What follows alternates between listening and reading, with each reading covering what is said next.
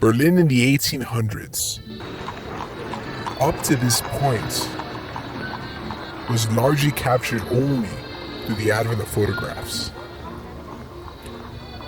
However, thanks to some recently digitized footage, we're able to go back into the world of 1896 Berlin on Frederick Street, back in glorious color.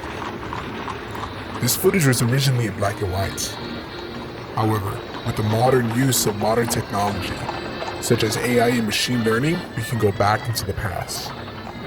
So let's see the world as the native Germans saw it back in 1896.